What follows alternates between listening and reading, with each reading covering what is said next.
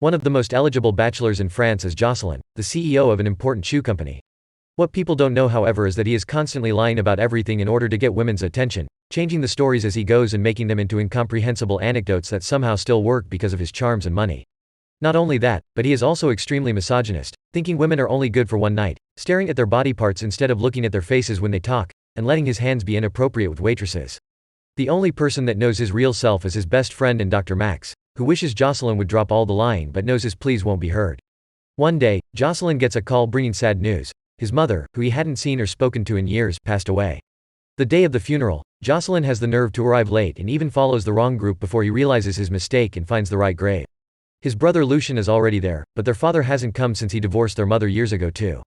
After Jocelyn complains about the priest's speech for being too long, not caring about being disrespectful, Lucien gives him the keys to their mother's apartment, claiming she would have wanted him to visit before it gets sold. The next day, Jocelyn goes to his mother's place and gets a bit nostalgic as he looks at her old things and listens to her old cassettes while sitting in her wheelchair. In fact, hearing his mother's favorite song inspires him to shake around to the rhythm until he's suddenly interrupted by Julie, the new neighbor. She thinks Jocelyn lives here and that he's wheelchair-bound, offering help if he ever needs it because she works as a caretaker. Seeing how beautiful she is, Jocelyn decides to play along with the lie and even drops things to the floor on purpose so she'll pick them up for him and give him a chance to get a better look at her body. After they chit-chat for a while, Julie leaves and Jocelyn goes to see Max for his regular checkup since he needs to keep an eye on his health because he's training to run a marathon. Max thinks pretending to be paraplegic just to get a woman is an insane idea, but Jocelyn thinks he's being smart and will go ahead with it. The following day, after a big meeting at work, Jocelyn changes into what he considers disabled clothes to look more pitiful, gets his mother's chair, and visits Julie to invite her to have coffee at his mother's place. They chat for a while and while Jocelyn makes many mistakes in his story, like saying he doesn't work just because he's disabled, he still manages to charm Julie and she falls for the lie. When she's about to leave, Jocelyn confesses he's the CEO of a company and pretends he lied because he didn't want to be seen just as a rich businessman. This honesty impresses Julie and prompts her to invite him to lunch with her family on the weekend. When the day comes, Jocelyn parks far away from the house in order to put together the wheelchair under the curious eyes of a passing man. Then he rides the chair all the way up the road to Julie's house. He gets to meet all the members of her family including her older sister Florence, who to Jocelyn's surprise, is wheelchair-bound for real.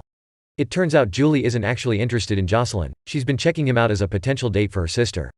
After lunch, Jocelyn and Florence are left alone so they can get to know each other better, and at first Jocelyn stays grumpy because he isn't interested, but he slowly warms up to Florence as she talks more and shows what an interesting person she is. She works as a violinist, but she also plays tennis in the disabled league, and she has a great sense of humor. While their chat turns out to be fun, Jocelyn still would rather have Julie, and he tells Max as much when they meet again. Max once again reminds Jocelyn this is insane, but Jocelyn thinks he's good enough to fake disability in front of another disabled person and not get caught. Meanwhile, Julie goes to the apartment again and finds Lucien there, who is very confused by Julie's description of Jocelyn but plays along because he doesn't want trouble with an innocent girl. The next time Jocelyn visits his mother's grave, Lucien takes the chance to approach him and call him out for his lie, pointing out Jocelyn doesn't like his real self and lies all the time to hide it. The next Monday, Jocelyn goes to work after going out for a run and tells his secretary Marie she doesn't need to come to the office every time because he's installed an intercom. Afterward, he's surprised to hear Florence has come to see him, and since he doesn't have his mother's wheelchair, he improvises by sitting on the desk. Florence assumes he's doing that instead of using the chair because he doesn't want his clients to pity him, which she completely understands, and explains she's come to apologize for her sister, because she hadn't known she had been trying to play matchmaker. Their conversation is interrupted by Marie, who is trying to follow orders and not enter the office, creating a whole ridiculous situation. First she makes funny gestures through the glass wall, then she tries to get Jocelyn to leave the office to speak of a private matter. Jocelyn reminds her to use the intercom, and this results in Marie announcing through the speaker that Max has confirmed Jocelyn's colonoscopy appointment. Thankfully Florence takes it with good humor and after Jocelyn hangs up, she invites him to come to watch her next tennis match for the tournament that his company refused to sponsor. Before leaving, she also points out that his ad campaign using a black man running is too cliché. Once she's gone, Jocelyn shocks everyone in the office by demanding an employee to check out the disabled tournament for possible sponsorship since he never cared about that kind of thing before. The day of the match comes and Jocelyn decides to attend, which results in having a new whole perspective of Florence. She's impressive on the field, and Jocelyn comes to understand disabled people can play sports as everyone else. He's also surprised to see not only disabled people come to watch these matches. At the end of the match, he tries to leave without being discovered, but Florence turns around the corner and Jocelyn has no choice but to sit in the nearest wheelchair he can find. This turns out to be Florence's everyday chair, which she left in the hallway when she moved onto her sports chair. Jocelyn first says his own chair was stolen, then pretends his secretary left with the car and he forgot his chair inside, but promises to send the chair back to Florence later. Being okay with staying on her sports chair, Florence invites Jocelyn to have drinks with her and the other disabled athletes.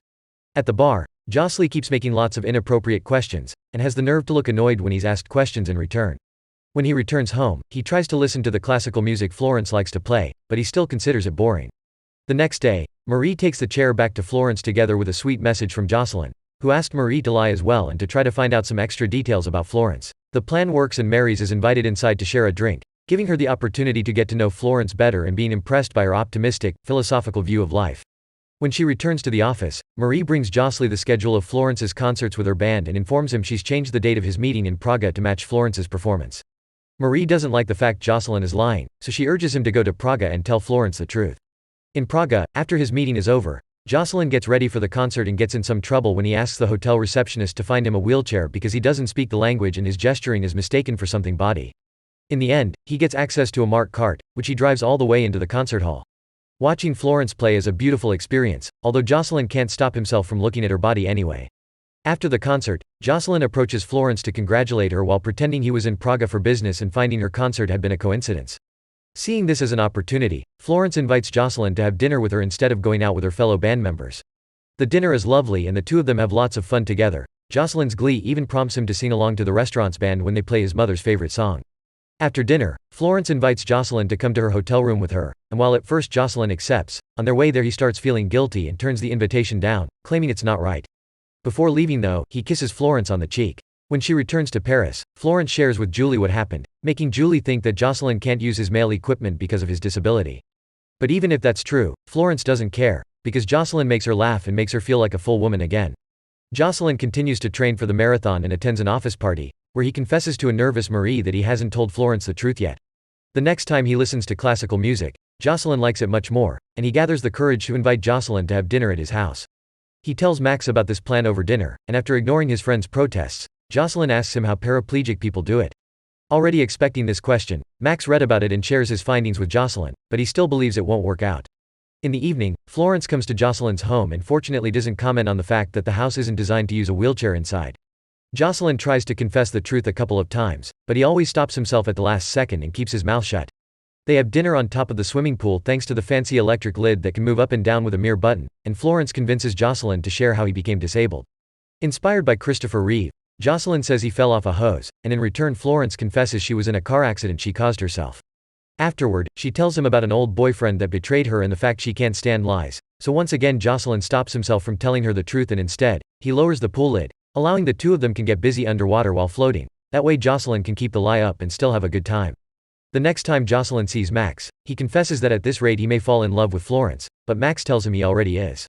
To make matters worse, Florence insists she wants to meet Jocelyn's friends, thus he brings Max and Marie to dinner with them because they're the only people who are more than mere acquaintances to him.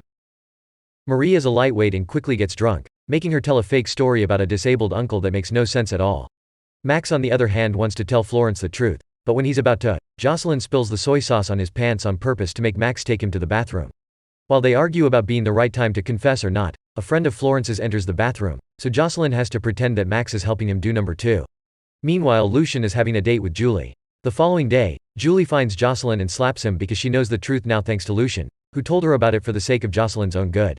Furious, Julie gives Jocelyn 48 hours to talk to Florence or she'll put him through hell.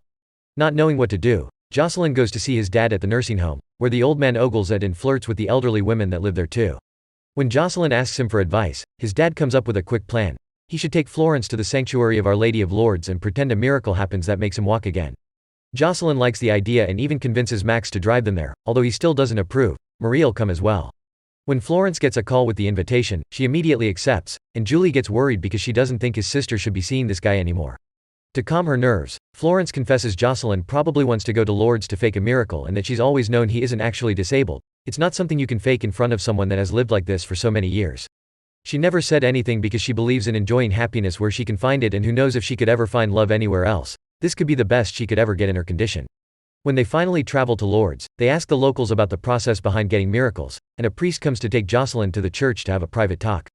This priest already knows Jocelyn isn't paraplegic because his shoes look worn out, and he asks Jocelyn not to fake the miracle because it would give thousands of believers false hope. Besides, if a miracle happened, the news would be all over it, so people that knew Jocelyn before would recognize him in the pictures and call out the lie. In the end, Jocelyn leaves the church still in the wheelchair, and Florence feels incredibly disappointed by his cowardice. She's so lost in her thoughts that while crossing the street she doesn't see a truck coming and almost gets hit, but Jocelyn saves her before it can happen by finally walking in front of her. Jocelyn feels incredibly awkward and Florence tries to help by calling it a miracle, but she still dumps him and returns to the city with Max and Marie in the car while Jocelyn is left behind hitchhiking. When Jocelyn returns home, he's a man changed by the experience and tries to fix some of his habits. He leaves flowers with an apology on his mother's grave and changes the ad campaign to include a man in a wheelchair. He can't stop thinking about Florence though, so one day while he's driving through the city, he suddenly speeds up until he reaches the outskirts and stops his car in front of the band's bus. Then, he gets in the bus to apologize to Florence, saying sorry twice before leaving without waiting for an answer. Sometime later, Jocelyn invites Marie into his office to check on her and she finally has a breakdown, confessing she doesn't feel appreciated and respected even after 12 years working here, and nobody will even remember her birthday, which is today.